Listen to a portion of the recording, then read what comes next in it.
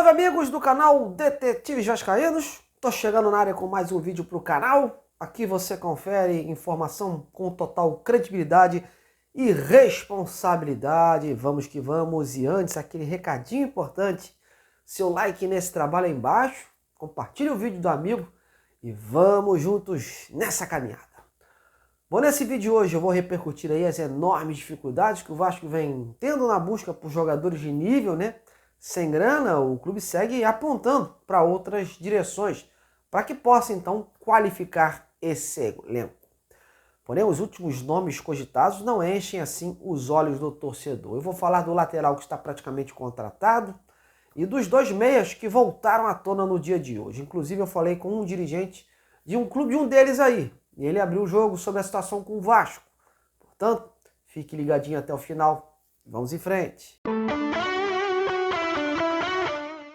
Você já ouviu aquele ditado que sem ovos não se faz omelete? Pois é, no Vasco essa situação se encaixa bem para o momento que o clube vem passando, né? Faltando cerca de 15 dias para encerrar a janela, foi prometido jogadores com mais bagagem e que qualificariam o elenco para tirar o time da zona de rebaixamento e dar uma volta por cima no Brasileirão. Tentativas aconteceram? Claro, sim. Porém, o clube encarou diversas negativas e que trazem ao torcedor uma espécie de agonia, né? Devido a essa inércia da situação. E sabe o que todas essas negociações têm em comum? A falta de grana. Só para ter ideia, o Vasco mirou no zagueiro Lianco e, ao que tudo indica, o atleta deve ir para a Turquia. Tentou o volante Fernando, mas as condições contratuais com o Sevilha, né, impediram o acerto. Se buscou o Cuéllar, os valores propostos assustaram. Procurou o Lanzini, né, há pouco tempo, ficou na expectativa de receber uma resposta positiva, né, do argentino por conta de uma boa proposta que achavam que teriam feito, mas o Lanzini recusou. E recentemente buscou o talentoso uruguaio, Rodrigo Zalazar, mas sem meter grana à vista, meus amigos, viu o jogador ir para o Braga de Portugal. Se na primeira janela o diretor Paulo Brax admitiu que mirou alto demais para trazer um meia, e talvez por isso não tenha conseguido fechar com um nome para o setor, agora a situação não está muito diferente. O Vasco, mesmo ciente da desvantagem financeira, vem tentando nomes com o Vasco no mercado, na Europa, e vendo as suas negociações ruírem, né? O jeito, então, o que é? É apontar para o mercado brasileiro ou mapear o mercado como um todo em busca de nomes mais compatíveis. Isso tem sido feito. O Vasco tenta aí conseguir um jogador para o meio campo e um centroavante, né?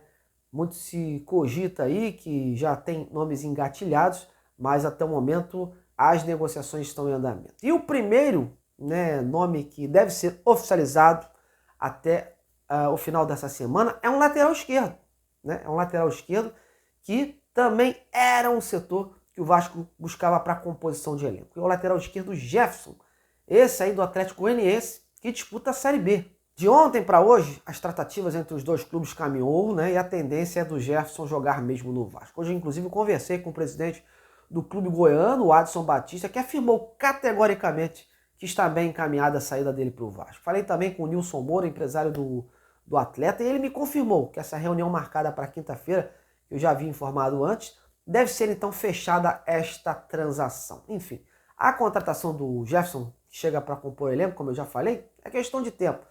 Só não pode assim falar nada oficial, pois o jogador ainda vai atuar, né, pelo clube goiano nesta quarta-feira. Mas se não optar nenhuma zebra de última hora, o Jefferson será sim jogador do Vasco. Ele está a caminho do Vasco.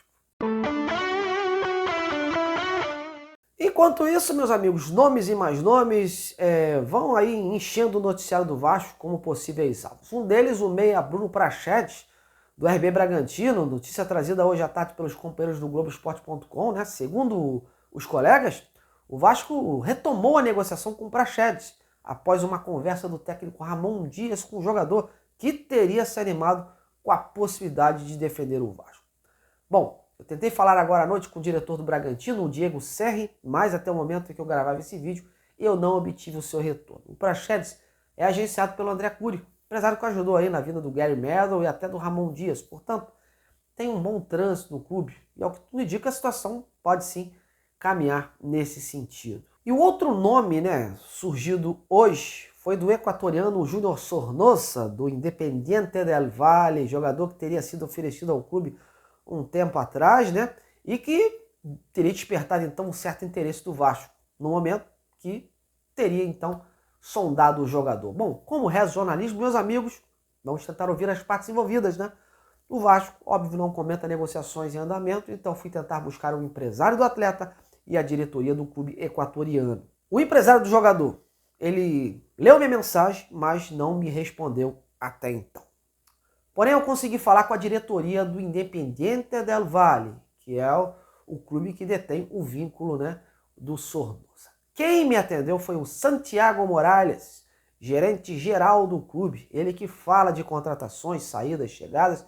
E olha, ele foi bem objetivo em suas palavras e acabou respingando aí coisa do passado nessa situação, coisa de 2021, enquanto o Vasco não tinha SAF. Eu perguntei a ele se diante das notícias de um interesse do Vasco no Sornosa, se o Vasco já teria entrado em contato com o Del Valle para saber das condições do negócio e falar de uma possível negociação. E a resposta dele foi a seguinte, meus amigos, abre aspas, nada de nada.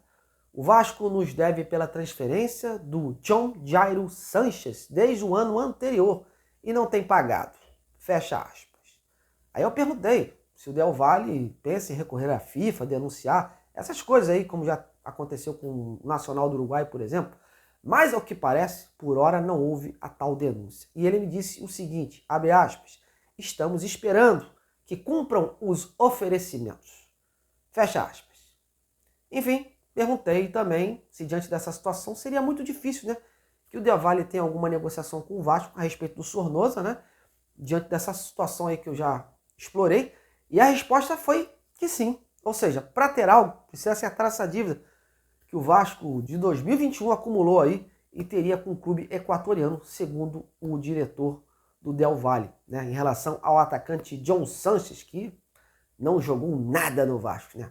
E eu também acho difícil, né, meus amigos, essa vinda do Sornosa neste momento, já que o clube equatoriano está aí bem na Libertadores e tem várias outras frentes em disputa. Bom, e para fechar, fica a expectativa aí nessa quarta-feira aí da concretização, né, da ida do Pedro Raul, atacante Pedro Raul, para o Toluca do México. Havia uma expectativa da situação ser concluída na segunda, não foi. Depois ficou para terça, não foi. Já está virando novela, né? Os mexicanos querem logo definir essa situação. Parece que tem uns detalhezinhos aí entre os clubes ainda que não estão encaixando, mas é esperado aí que essas situações se alinhem nesta quarta-feira para então o Pedro Raul, né, se despedir do Vasco e ir jogar no México. Enquanto isso, o clube vem treinando aí duro, né? Fica uma expectativa também pelo time que o Dom Raon Dias vai colocar em campo aí no domingo contra o Atlético Paranaense, né? Para ver até as caras novas que ele deve colocar aí. E o torcedor do Vasco está nessa expectativa de ver um novo Vasco, mas com as peças antigas, mas um novo Vasco aí, né? Para conseguir aí o seu objetivo de sair dessa zona crítica, né, do Brasileirão.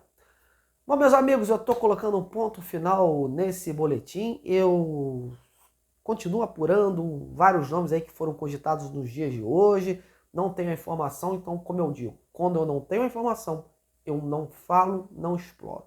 Quando eu tiver um retorno de A ou B, chego aqui e vou informar para vocês, colocando os nomes, colocando as fontes aí que me permitirem. Beleza? Bom, então, muito obrigado pela sua audiência, continue prestigiando esse trabalho, deixe o seu like aí, o seu like é muito importante para esse trabalho chegar a outros torcedores da plataforma. Um grande abraço, até a próxima!